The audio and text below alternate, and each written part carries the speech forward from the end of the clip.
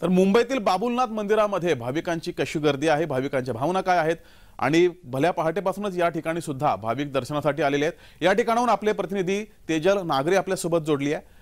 तेजल, बाबुलनाथ मंदिराबाहेर कशी परिस्थिती आहे? बाबुलनाथ मंदिराबाहेर तर प्रचंड गर्दी आहे जगदीश, पण आपण आता बाबुलनाथ मंदिराच्या मुख्य गाभाऱ्यात उभोत, ज्या भाविकांनी जवळपास 5-6 तास पासून रांगा लावलेल्या आहेत आणि या इथे दर्शनासाठी येण्याचा प्रयत्न करतायत, त्याच ठिकाणी जय महाराष्ट्राच्या प्रेक्षकांसाठी जय महाराष्ट्राचे प्रतिनिधी पोहोचलेले आहेत। आपण बघू शकतो माझ्या अगदी शेजारी भोलेनाथाचं वाहन नंदी आहे आणि नंदीच्या अगदी समोर आपण बघू शकतो भाविकांची मोठी गर्दी झालेली आहे। भाविक इथे मोठ्या प्रमाणात दर्शनासाठी येत आहेत।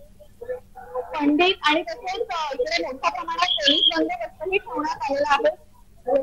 अनेक तासांपासून या सर्व भाविकांनी इथे रांग लावलेली होती।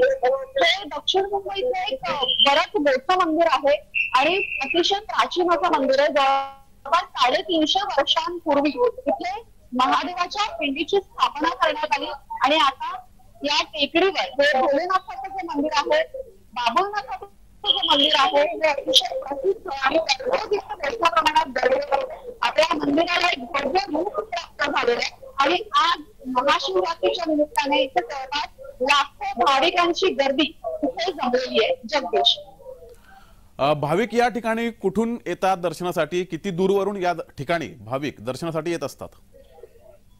भाविक खरं तर इकडे खूप दूरदूरून येतात। फक्त मुंबईतलेच नाही तर मुंबईच्या बाहेरचे भाविक सुद्धा येत असतात। महाशिवरात्रीच्या दिवशी प्रत्येकालाच आपल्या भोलेबाबाचं दर्शन करायचं असतं आणि त्यानिमित्ताने जवळपास कल्याण म्हणू नका की नाशिक म्हणू नका, परगावातून सुद्धा इथे भाविक मोठ्या प्रमाणात पोहोचले। जी तेजल, धन्यवाद दिलेल्या या माहितीबद्दल।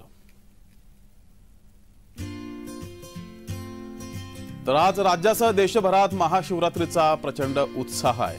अनेक मंदिरांबाहेर भाविकांची प्रचंड रांग आहे। लांबच लांब रांगेत उभं राहून भाविक आज शिवलिंगाचं दर्शन घेत आहेत।